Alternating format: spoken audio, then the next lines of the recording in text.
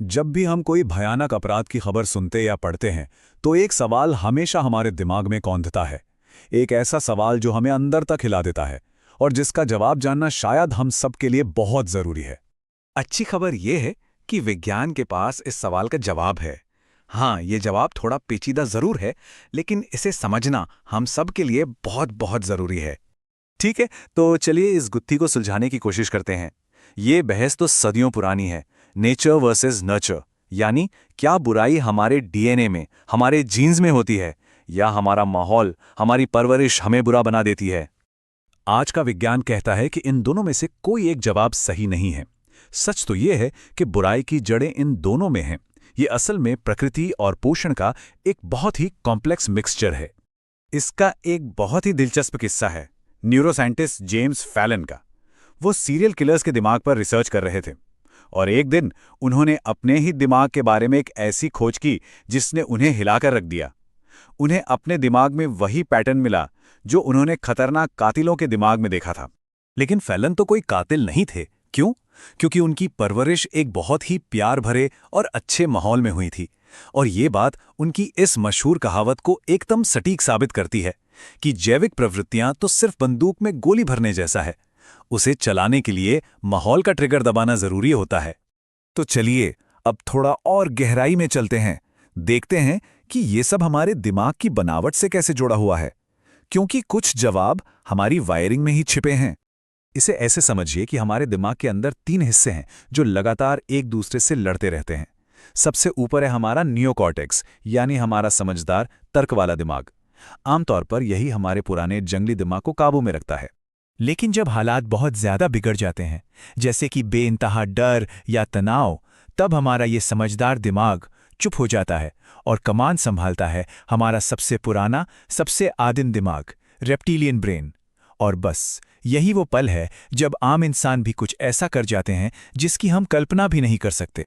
और ये सिर्फ कोई थ्योरी नहीं है, इतिहास में इसका एक जीता जागता और सच कहूं तो एक बहुत ही डरावना सबूत मौजूद है।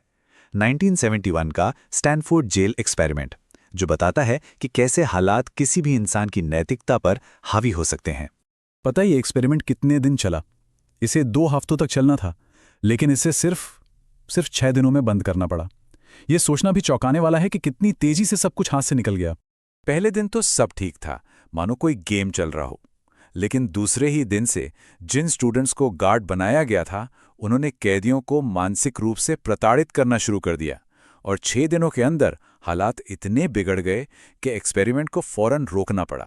इस एक्सपेरिमेंट को लीड करने वाले फिलिप जिम्बार्डो ने एक बहुत ही डरावना सच हमारे सामने रखा कि बुरे काम सिर्फ बुरे लोग ही नहीं करते। कभी कभी बुरी परिस्थितियां भी अच्छे भले लोगों को हैवान बना देती हैं। इसी को लूसिफर इफेक्ट कहा जाता है। अब इस छोटे से एक्सपेरिमेंट से निकलकर इतिहास के एक बहुत बड़े और काले अध्याय पर चलते हैं।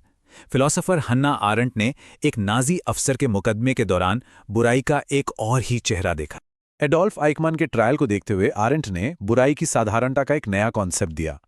उन्होंने कहा कि इतिहास की सबसे बड़ी बुराइयां किसी राक्षस या शैतान ने नहीं की, वो की आम लोगों ने। वो लोग जो सिर्फ ऑर्डर्स मान रहे थे और जिन्होंने सोचना बंद कर दिया था।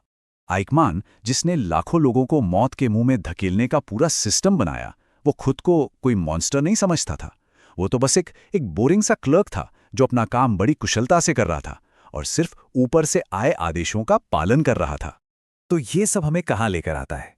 देखिए, साइकोलॉजी ने ऐसी 5 स्थितियों की पहचान की है जो किसी भी इंसान से बुरा काम करवा सकती हैं, और इन्हें समझना हम सबके लिए बहुत जरूरी है। ये 5 हालात हैं। पहला, जब हम किसी अथॉरिटी की आंखें बंद करके बात मानने लगते हैं। दूसरा, जब हम दूसरों को इंसान समझना बंद कर देते हैं। तीसरा, जब हम छोटे छोटे गलत कामों से शुरुआत करके बड़े गुनाह तक पहुंच जाते हैं। चौथा, ग्रुप का प्रेशर। और 5वां, जब हमें लगता है कि हमें कोई पहचान नहीं पाएगा। ये सब मिलकर किसी के भी सही गलत की समझ को खत्म कर सकते हैं। अब ये सब सुनकर थोड़ा डर लग सकता है ना? पर अच्छी बात यह है कि रिसर्च हमें इससे बचने का एक बहुत मजबूत तरीका भी बताती है। तो सवाल यह है कि इन खतरनाक मनोवैज्ञानिक ताकतों से बचने का हमारा सबसे बड़ा हथियार क्या है? जवाब, जितना हम सोचते हैं उससे कहीं ज्यादा आसान है। हमारा सबसे बड़ा हथियार है सोचना। जी हां, सिर्फ सोचना। जैसा कि हन्ना आरेंट ने कहा था, बुराई का सबसे बड़ा दुश्मन है सवाल पूछना, विचार करना और आंखें मूंद कर किसी भी बात को न मान लेना। यहाँ 3 बहुत ही प्रैक्टिकल तरीके हैं। हमेशा कोशिश करें कि दूसरे के नज़रिए से दुनिया को देखें। मुश्किल हालात आने से पहले ही सोच कर रखें कि आपके लिए क्या सही है, क्या गलत। और हाँ, किसी भी ऑर्डर को मानने से पहले हमेशा रुककर एक सवाल ज़रूर पूछें, क्या ये सही है? और ये हमें इस पूरी बातचीत के सबसे ज़रूरी, सबसे अहम पॉइंट पर लाता है। असली सुरक्षा घमंड में नहीं है। सबसे सुरक्षित इंसान वो है जो अपनी कमजोरी को स्वीकार करता है, जो ये मानता है कि हाँ, मैं भी इन हालात का शिकार हो सकता हूं, इसलिए मुझे हमेशा हमेशा चौकन्ना रहना होगा। अपनी इस कमजोरी को समझना ही सबसे बड़ी ताकत है। तो ये पूरी चर्चा हमें एक बहुत ही ज़रूरी सवाल पर लाकर छोड़ देती है। जो 5 कंडीशंस हमने देखी, उनमें से आज की दुनिया पर सबसे ज़्यादा असर किसका है? इसके बारे में सोचिएगा ज़रूर, क्योंकि इस सच्चाई से बेचैन होना ही जागने की पहली निशानी है।